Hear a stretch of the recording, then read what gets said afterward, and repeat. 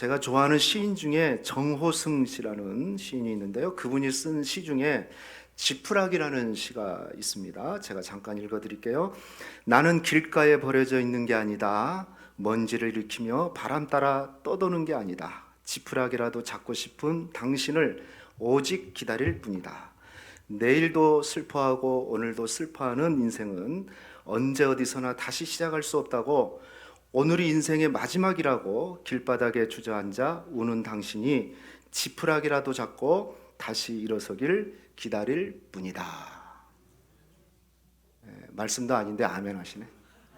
거기 보니까 오늘이 인생의 마지막이라고 길바닥에 주저앉아 우는 당신이 지푸라기라도 잡고 다시 일어나길 기다릴 뿐이다. 참 마음에 와닿는 것 같아요. 실제 우리가 살다 보면 정말 지푸라기라도 잡고 싶은 심정이 있다. 그럴 때가 있죠. 아마 오늘 여기 계신 분들 그런 경험들 많이 하셨던 분들도 계실 겁니다. 그만큼 우리 인생의 절박한 상황, 어려운 상황, 예상치 못한 그런 상황을 만날 수 있다는 겁니다. 저는 이런 상황을 한마디로 표현하면 광야의 길을 걷는 인생이다. 광야의 길을 걷는 인생이다. 여러분, 광야는 어떤 곳입니까? 광야는 나무도 풀도 꽃도 채소도 과일도 그리고 잡아먹을 물고기도 없는 곳입니다. 물이 없어요. 물이 없는 곳이에요. 물을 먹으려면 오아시스를 찾아야 되는데 당최 오아시스가 어디 있는지를 알 수가 없는 곳이 바로 광야입니다. 대신 광야에는 호시탐탐 노리는 독뱀과 무서운 정갈이 생식하는 곳입니다. 낮에는 너무 뜨거워서 밖에서 제대로 서 있을 수 없는 아주 사막의 바람이, 또 날씨가 그렇게 뜨겁고요. 그리고 밤에는 한겨울처럼 영하의 날씨가 되어서 우리가 보호받지 못하면 죽게 됩니다. 바로 이런 곳이 광야예요. 광야. 한마디로 사람이 살 수 없는 것이 광야입니다. 자, 그런데 놀랍게도 구약 성경을 보면 구약 성경의 대부분의 배경이, 그 무대는 광야입니다. 광야. 그렇죠? 그리고 모세, 여호수아, 다윗을 비롯한 수많은 믿음의 영웅들이 빚어진 곳이 어디냐? 왕실에서, 궁에서, 아니면 무슨 좋은 곳에서 된 게 아니라 대부분 믿음의 사람들, 믿음의 영웅들은 광야에서 빚어졌어요. 광야에서 믿음의 영웅을 만들어졌어요. 그래서 성경은 특별히 광야를 특별하게 생각해요. 예수님도 공생의 처음 사역을 시작하실 때 광야 시험을 이기심으로 시작을 한 것을 봅니다.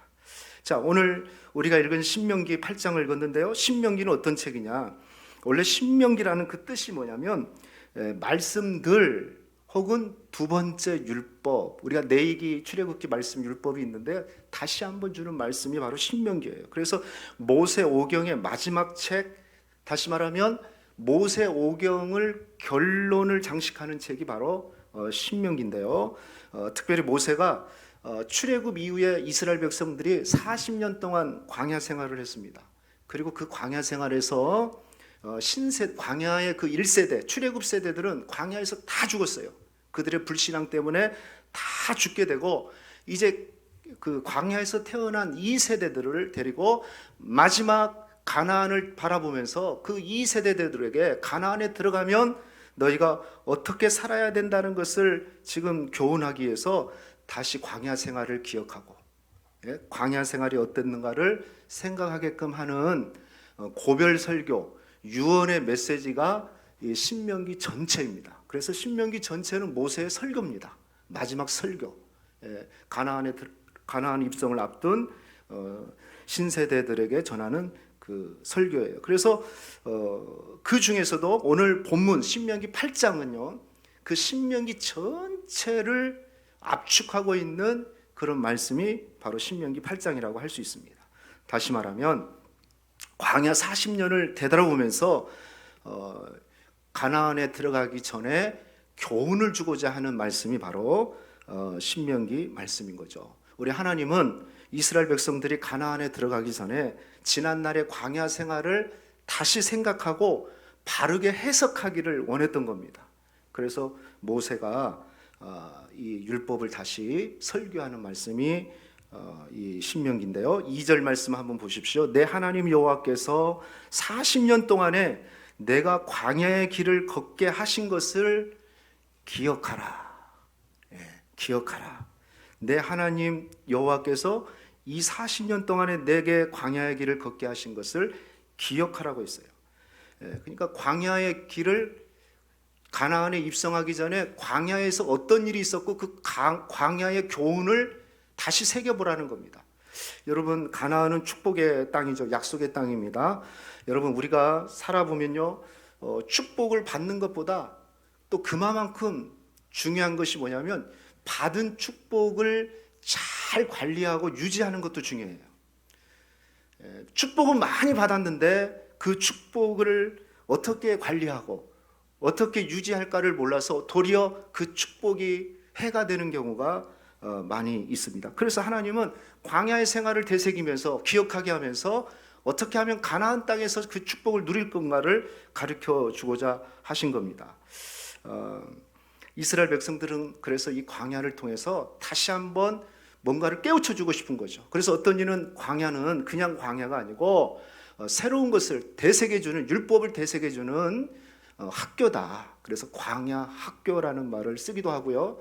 또 어떤 이는 광야는 이 군사와 같이 훈련시키는 훈련소다라고 얘기를 하는 분도 계십니다. 여러분, 훈련되지 않는 군인이 전쟁터에서 승리를 할 수는 없겠죠. 그리고 배우지 않는 학생이 또 다음 단계로 넘어갈 수가 없는 거죠. 중학교 공부를 잘 준비 안 한 학생이 고등학교 가가지고 또 고등학교 과정 더 어려운데 그것을 잘 한다는 것은 그렇게 쉬운 일이 아닌 겁니다. 그래서 광야를 통해서 잘 배울 때 가나안에 들어가서도 실수하지 않고 하나님께서 약속하신 그 축복을 배울 수 있고 누릴 수 있다는 겁니다. 자, 그렇다면 우리 하나님께서 이 광야 학교에서 학교를 통해서 우리에게 가르치고자 하는 것, 또 우리가 배워야 될 것은 무엇인지 한번 생각해 보겠어요. 세 가지입니다. 첫 번째는요, 광야에서 우리는 무엇을 배워야 하냐면 한번 따라합시다. 낮아지는 법을 배워야 된다.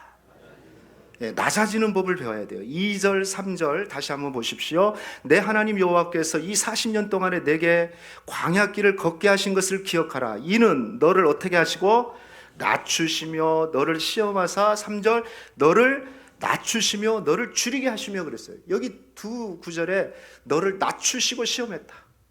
광야의 길은 뭡니까? 너를 낮추시며 너를 시험했다. 너를 낮추게 하셨다. 여러분, 이 낮추게 하셨다는 말이 뭡니까? 바로 낮아지게 하셨다는 거죠. 광야를 통해서 이스라엘 백성들을 낮아지게 하시는 거예요. 즉 겸손하게 하신 겁니다. 여러분, 이스라엘 백성들이 무너지는 이유는 가나안 땅에 들어가면 7족속 31명의 왕이라는 아주 초강력 무기로 무장되어 있는 가나안 군대가 있어요. 그런데 중요한 것은 가나안 군사에 의해서 이스라엘 백성이 무너지지 않고 진짜 무너지는 이유는 뭐냐면 자기들 스스로 교만해서 넘어지는 경우가 있거든요. 여러분, 교회사를 보면 교회가 무너지고 타락한 이유는 외부의 핍박과 환란이 있어서 무너진 적이 없어요. 교회가 붕괴되는 이유는 내부적으로 골마서 내부적으로 타락해가지고 무너진 경우가 대부분이에요. 아니, 거의 전부예요. 동일하게 이스라엘 백성들이 가나안 땅에 들어가면 아무리 7족속 31명의 왕이 진을 최첨단 무기로 무장하고 있을지라도 그들에 의해서 무너지는 게 아니고 하나님은 뭘 말씀하고 싶은 겁니까? 너희 안에 스스로 교만해지고 싶은 거, 낮아지지 않는 거, 이것 때문에 무너지는 거예요. 여러분, 기억하십시오. 우리의 믿음이 무너지는 이유는 외부의 환경 때문이 아닙니다. 내 스스로 교만해지면 무너지는 겁니다. 교만이 뭘까요? 그렇다면요, 교만은요 어디서부터 시작이 되냐면 하나님을 잊어버리는 것부터 시작이 돼요.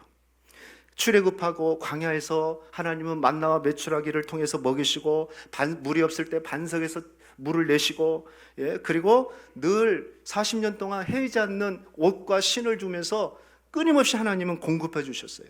그런데 이스라엘 백성들이 교만할 때는 언제입니까? 바로 이 하나님의 은혜를 잊어먹는 거예요. 자기가 잘나서 하는 걸로 생각하는 거예요. 여러분 11절부터 14절 말씀 한번 보십시오. 내 하나님 여호와를 잃어버리지 않도록 삼갈지어다. 내가 먹어서 배부르고 아름다운 집을 짓고 거주하게 되며 또 내 소와 양이 번성하며 내 은금이 증식되며 내 소유가 다 풍성하게 될 때에 14절 같이요. 내 마음이 교만하여 내 하나님 여호와를 잊어버릴까 염려하노라. 하나님이 다 채우시고 먹을 거 재산도 증식하게 하시고 먹을 거 입을 거 다 하나님께서 채워주시고 풍부하게 해주셨는데 그때 어떤 착각을 해요? 야, 내가 잘나가지고 내가 이렇게 됐구나. 내가 지혜로워가지고 이런 일을 했구나. 내가 잘 투자해가지고 재산을 이렇게 많이 모았구나. 교만하게 되는 거예요. 그래서 내 마음이 교만하여 내 하나님을 잊어버릴까 염려하노라.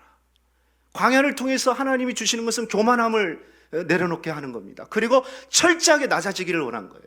낮아지면 뭡니까? 하나님을 잊어버리지 않고 모든 것을 하나님이 하셨다고 고백할 수 있는 그 마음이 뭐냐면 그게 낮아짐이에요.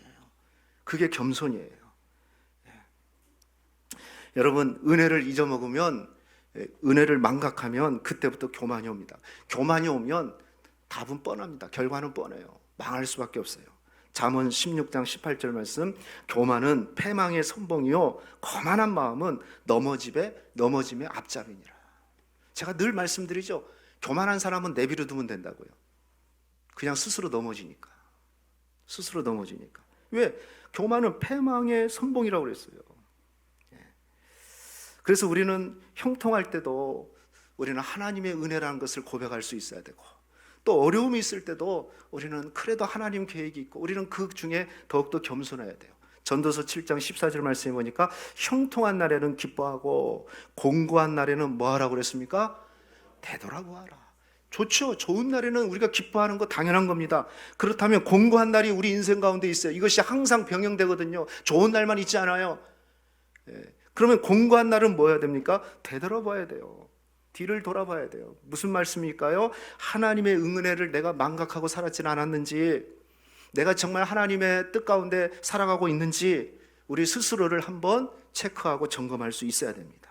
그리고 겸손하게 하나님의 은혜임을 고백하고 내 자신이 낮아질 때 하나님은 그 인생을 다시 쓰시고 그런 인생을 통해서 가나안의 축복을 누리도록 하게 하신다는 겁니다. 우리가 광야를 통해서 꼭 배워야 될 것은, 여러분이 혹시 어려운 일, 광야 같은, 내 인생이 참 광야 같다 이런 분 계십니까? 우리는 교만하지 않고 더 우리를 겸손하게 하나님께서 빚고 계신다는 것을 기억하시기를 주님의 이름으로 축원하겠습니다.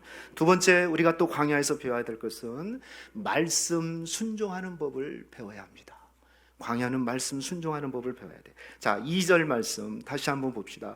너를 시험하사 내 마음이 어떠한지 그 명령을 지키는지 지키지 않는지 알게 하려 하십니다. 광야를 통해서 시험하기를 원하는데 뭘 시험하냐? 내 마음이 어떤지, 네 생각이 어떤지, 특별히 그 명령, 즉 하나님의 말씀을 지키는지 지키지 않는지를 우리 주님이 알기를 원하시는 거예요. 좋을 때만 말씀 지키는 것이 아니고 어렵고 환난이 쓰고 광야 같은 삶을 살아갈 때도 내가 말씀을 떠나지 않는 그 마음의 중심이 있는지 우리 주님은 이것을 알기를 원하신 겁니다. 그래서 광야는 철저하게 말씀을 듣는 곳이에요. 원래 광야란 말은요, 히브리어로 보니까 미드바르예요. 미드바르가 광야라는 뜻인데 이 광야 미드바르는요, 다바르라는 말씀, 사건, 말씀과 사건이라는 단어가 이 광야에서 나왔어요. 광야와 같은 어근이에요. 이게 무슨 얘기입니까? 광야는 하나님 말씀을 듣고 또 하나님 말씀대로 순종해 나갈 때 하나님의 역사, 하나님의 사건을 체험하는 것이 바로 미드바르 광야라는 거예요. 광야는 하나님 말씀을 온전히 듣는 거예요. 여러분 3절 말씀 보십시오. 3절 같이 읽겠습니다. 시작. 내 조상들도 알지 못하던 만나를 내게 먹이신 것은 사람이 떡으로만 사는 것이 아니오 여호와 입에서 나오는 모든 말씀으로 사는 줄을 내가 알게 하려 하심이라. 여러분 광야에서 이스라엘 백성들은 하나님께서요, 이스라엘 백성들을 만나로 먹이셨어요. 그런데 만나를 주신 이유는 그거 만나 먹고 끝나는 인생으로 살아나는 것이 아니고 우리 사람은 떡으로만 살 것이 아니다. 우리 인생은 여호와의 입에서 나오는 모든 말씀으로 살아야 된다는 것을 깨닫도록 알도록 하시기 위해서 우리 하나님께서 만나를 통해서 보여주신 겁니다.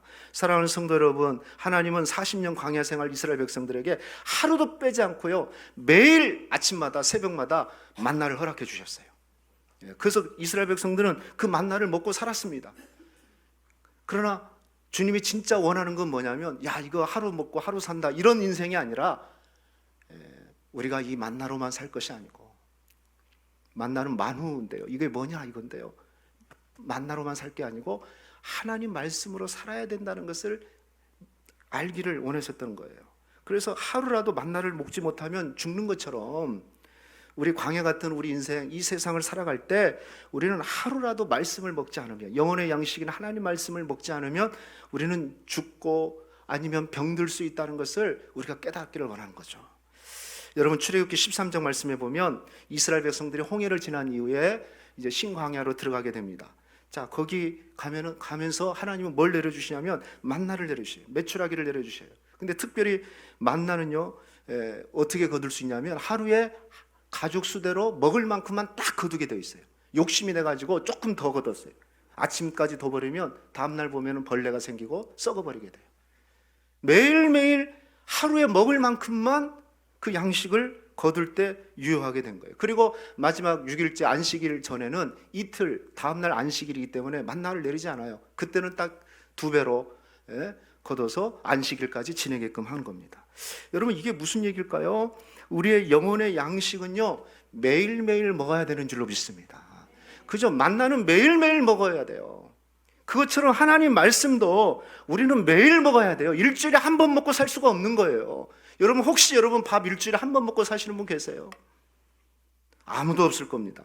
그것처럼 하나님은 만나를 통해서도 매일 하나님 말씀을 먹어야 살듯이, 그리고 매일 하나님은 하늘에서 만나를 공급해 주시듯이 우리는 매일 새롭게 주시는 오늘 하루의 양식, 하루의 말씀을 우리는 먹어야 되는 줄로 믿습니다. 그래서 어떤 의미에서 여러분, 우리가 그냥 하는 말 같지만 그렇지 않아요. 365 큐티는요, 너무너무 중요해요. 365란 말은 뭡니까? 매일매일, 어쩌다 한 번씩이 아니고 매일. 큐티는 뭡니까? 매일 먹는 거예요, 말씀을. 매일 말씀을 일정량을 먹는 거예요. 그것이 365 큐티예요. 그게 바로 이스라엘 백성들이 광야에서 만나를 먹는 것과 같아요. 아까 제가 내려오니까 우리 전사님이, 우리 유치부 우리 소윤이, 윤소윤, 우리 소윤이가 3살인가 4살인가 모르겠네요. 우리 큐티한 것을 저한테 보여주더라고요. 우리 소윤이가 7월 8월 달 큐티를 하나도 빼지지 않고 다 했다는 거예요. 그래서 저한테 이렇게 칭찬해 주라고 해서 책을 저한테 내려오는데 주었어요. 제가 이렇게 잠깐 보니까 했나 안 했나 잘 모르겠는데 어쨌건 뭘 낙서를 많이 해놨어요. 보니까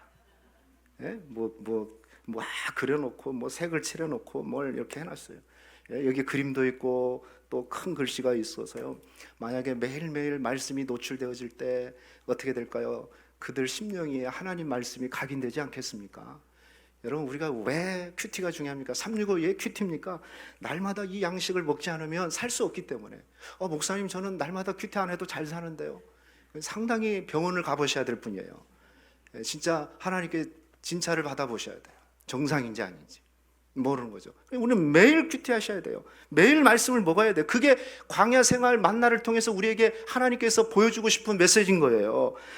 보십시오. 20절 말씀 우리가 읽지 않았지만 한번 보시겠어요? 같이 읽겠습니다. 시작. 여호와께서 너희 앞에서 멸망시킨 민족들 같이 너희도 멸망하리니 이는 너희가 너희 하나님 여호와의 소리를 청정하지 아니함이라. 이방인들 다 멸망했거든요. 그런데 너희도 그럴 수 있어. 그 이유는 딱 한 가지인데 뭐냐? 너희가 너희 하나님 여호와의 소리를 청정하지 않는다면, 즉 여호와의 소리는 뭡니까? 하나님의 말씀을 듣지 않는다면. 이 청정은요, 단지 귀로 듣는 것이 청정이 아니에요.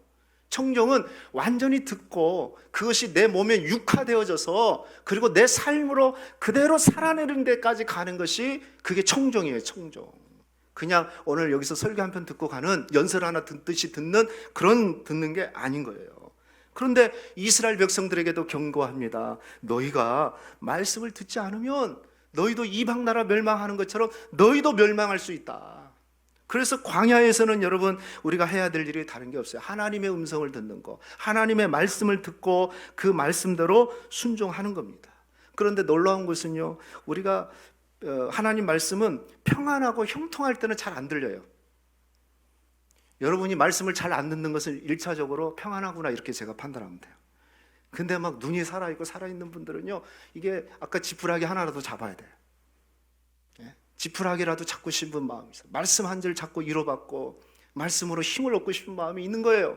그래서 절박한 상황에서는 예전에 그렇게 읽어도 마음에 안 닿았던 말씀이 눈에 그냥 쏙쏙 들어오고 정말 살아서 운동력 있는, 이게 말씀이 글이 아니고 살아있는 하나님의 음성으로 들리는 거예요. 입체적으로 들리는 거예요. 입체적으로. 이러면 문자로 보이지 않고요, 문자로 보이지 않고 입체적으로 나한테 다가오는 거예요, 말씀이.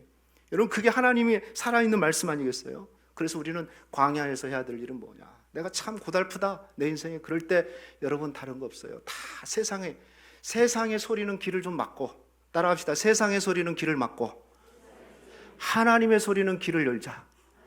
그렇습니다. 이게 거꾸로 되면 안 돼요. 하나님의 소리에는 귀를 꽉 막고 세상의 소리는 귀가 확 열려가지고 거기 따라가는 사람, 미련한 자죠.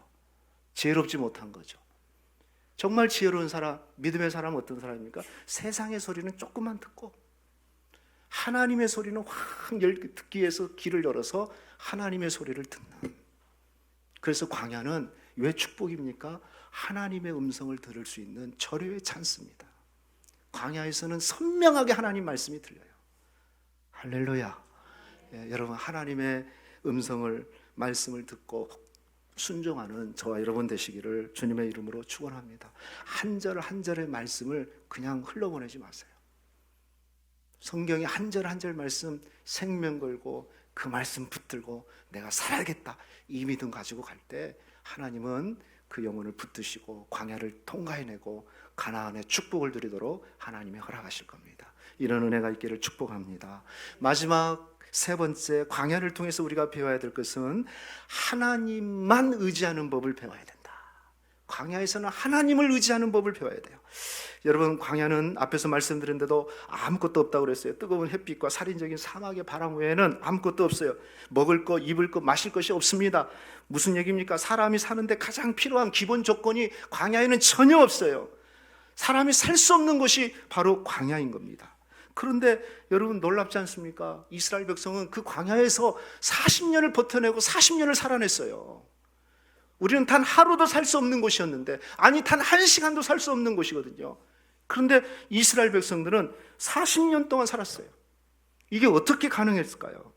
우리 하나님이 먹이시고 입히시고 마시게 하셨기 때문에 되어진 줄로 믿습니다. 그래서 그곳에서는 누구를 의지할 게 없어요. 사람 의지할 수도 없어요. 사람 보면 원망밖에 안 나와요. 정말 의지할 분은 우리 하나님밖에 없어요. 할렐루야. 지난주에 우리 중고등부와 우리 대학 청년부들이 제천에 가가지고 수련을 했습니다. 제가 새벽 예배 끝나고 이렇게 가게 됐어요. 갔는데 상당히 멀더라고요. 근데 갔는데 무슨 동막골 제 고향 같아요. 시골 산 밑에 있는 그 학교. 근데 초등학교인 것 같아요. 교실도 한 3개 정도 있나요? 뭐 제가 보니까 작은 학교가 있어요. 그걸 이제 수양관으로 만들어서 하는데, 뭐 옛날 생각도 나고 또 주변이 그냥 온통 사방이 산으로 쫙 되어서 자연이 너무너무 아름다운 걸 봤어요. 근데 내가 보니까 아이들 저렇게 살짝 보니까 뭐 다 좋은데 화장실이 안 좋다는 거예요. 화장실, 샤워실이. 그러니까 왜냐하면 그때 우리 학교 다닐 때 그 화장실 그대로예요, 그대로. 그러니까 이 좋은 환경에서 이 화장실 쓰고 그랬던 친구들이 얼마나 불편하겠어요. 얼마나 불편하겠어요. 그런데 제가 보니까요, 너무 좋더라고요. 저는 좋더라고요, 보니까. 뭐 아마 밤에는 별들이 막 눈에 선명하게 보일 거고, 막 하나님하고 내가 볼 때는 가까이 있지 않을까 싶어요. 그래도 아이들 내가 이렇게 우리 자녀들도 보니까 하나 불평이 없어요. 추억이 있었던 것 같아요. 추억으로 잘 왔던 것 같아요. 그래서 제가 문득 생각해서 올라오면서 이렇게 생각해 보니까 아이들 이거 불평하면 어떨까 했는데 전혀 불평하지 않고요. 왜냐하면 그것은 광야가 아니더라고요. 그래도 만약에 광야가 그 정도라면 얼마나 좋겠어요. 광야가 그 정도라면 근데 뭐 풍성하게 누리고 오는 것을 저는 봤습니다. 여러분, 광야는요 40년 동안 살 수 없는 곳에서 살았던 이유는 하나님이 함께 하셨기 때문에 그래요. 먹을 것을 날마다 주시고 입혀주시고. 자 보세요, 4절 말씀 같이 한번 읽어볼까요? 시작. 이 40년 동안에 내 의복이 헤어지지 아니하였고 내 발이 부르트지 아니하였다. 여러분, 이게 기적 아닙니까? 40년 동안 의복이 헤어지지 않았다. 여러분 40년 입고 있는 옷 있으세요? 예? 없을 겁니다. 4년 정도는 있겠죠 뭐. 근데 40년 동안 의복이 하나도 헤어지지 않았어요. 그리고 발이 부르트지 않았어요. 신발을 하나님이 좋은 걸 주셔가지고. 예? 무슨 얘기예요? 하나님이 다 공급하신 거예요. 그러니까 우리는 하나님만 따라가면 되는 것이 광야인 겁니다. 예, 분명 광야는 모든 것이 불확실한 곳이에요. 확실치 않습니다. 예, 어제는 모래 산이 만들어졌는데 아침에 일어나니까 산이 없어져 버리고 사막바람이 불어서 없어져 버리고. 그래서 누가 이런 얘기해요. 광야는 아무리 자신감이 넘치는 사람도 광야에서는 자신의 무능력함을 절감하게 되는 것이 바로 광야다. 왜 그래요? 불확실하기 때문에. 확실한 게 하나도 없어요. 예측을 할 수가 없는 것이 광야이기 때문에 그렇습니다. 무엇보다도 광야길이 힘든 것은 길이 없어요. 길이 없는 겁니다. 예. 그러나 광야에 확실한 것이 있어요. 길이 없고 불확실한 곳에서도 우리 하나님이 계신다는 겁니다. 여러분, 광야에도 하나님은 계신 줄 믿습니다. 여러분이 아무리 어려운 가운데 있어도 하나님이 안 보이는 것 같은데도 하나님은 지금 계시는 거예요. 여러분 곁에 계시고 여러분 안에 계시고 여러분 생활권에, 여러분 영역권에 그대로 하나님이 함께하고 계시고 다 지켜보고 계신 줄 믿습니다. 특별히 광야에서는 따라합시다. 우리 하나님이, 크게 해보십시오. 하나님이 길이 되신다. 그렇습니다. 하나님이 길입니다. 길. 여러분, 길은 뭡니까? 길은 우리 예수님도 내가 곧 길이요 진리요 생명이라고 그러는데, 길이라는 것은요 밟고 가는 곳입니다. 그죠? 길을 통해서 가는 곳이에요. 그러니까 광야, 길이 없는 곳에서 우리가 빠져나오고 통과할 수 있고 살아날 수 있는 것은 길 대신 하나님을 밟고 와야 되는 거예요. 그래서 어려움 당한 성도들, 광야길을 거는 성도들은 주님이 길이 되어 주시는 거예요. 하나님이 답작 엎드려서 사랑하는 딸아, 사랑하는 아들아, 나를 밟고 가거든. 내가 길이다. 유일하게 살아날 수 있는 길이 뭐냐면 하나님을 밟고 가야만이 살 수 있는 곳이 바로 광야인 겁니다. 그것을 벗어나면 죽는 거예요. 이스라엘 백성들이 출애굽하고 첫 광야 생활에 들었었을 때 이스라엘 백성들은 당황하게 됩니다. 이 광야길 어떻게 나갈까? 그때 하나님이 이렇게 역사하십니다. 출애굽기 13장 21절 22절 말씀 우리 같이 한번 읽어봅시다. 시작. 여호와께서 그들 앞에서 가시며 낮에는 구름 기둥으로 그들의 길을 인도하시고 밤에는 불 기둥으로 그들에게 비추사 낮이나 밤이나 진행하게 하시니 낮에는 구름 기둥 밤에는 불 기둥이 백성 앞에 떠나지 아니하니라. 여러분, 광야에는 길이 없어요. 유일한 길은 낮에는 구름 기둥이 길이고 밤에는 불 기둥입니다. 보호의 기능도 하지만 구름 기둥, 불 기둥은 길의 역할도 하는 거예요. 불 기둥이 움직일 때 움직여야 돼요. 구름 기둥이 움직일 때 움직여야 돼요. 만약에 그 영역 범위를 벗어나는 순간 얼어서 죽든지 타서 죽든지 죽는 것밖에 없습니다. 광야에서는 하나님의 영역을 떠나서 살 수가 없는 거예요. 잘난 사람, 못난 사람, 배운 사람, 못 배운 사람, 건강한 청년이든 어린아이든 노인이든 상관없어요. 누구도 자신할 수가 없어요. 자신의 능력을 자신할 수가 없어요. 떠나는 순간, 하나님의 불기둥, 구름기둥을 떠나는 순간 그 사람은 죽게 되는 거죠. 그래서 광야에서 생존하는 길은 딱 한 가지입니다. 철저하게 하나님만을 의지하는 것밖에는 없는 겁니다. 잠언 3장 5절 6절 말씀 같이 읽겠습니다. 시작. 너는 마음을 다하여 여호와를 신뢰하고 내 명철을 의지하지 말라. 너는 범사의 그를 인정하라. 그리하면 내 길을 지도하시리라. 할렐루야. 여러분, 하나님을 신뢰하시기를 축복합니다. 광야에서 길이 되어주신 그 하나님을 신뢰하고 그 하나님을 의지하게 되면 우리 하나님은 친히 길을 되어주셔서 우리를 인도해 주실 줄로 믿습니다. 어린 왕자라는 그 책에 보면 이런 아름다운 글이 써 있어요. 광야가 아름다운 것은 어디엔가 오아시스가 숨어 있기 때문이다 라는 글귀가 있어요. 광야가 아름다운 것은 어디엔가 오아시스가 숨어 있기 때문이다. 여러분, 광야는 샘이 없고 우물이 없어요. 그런데 대신에 오아시스가 있어요. 그래서 광야를 통과하는 절대적 수칙, 사막을 통과하는 절대적 수칙이 있는데, 그것은 뭐냐면 반드시 오아시스를 들려야 산다.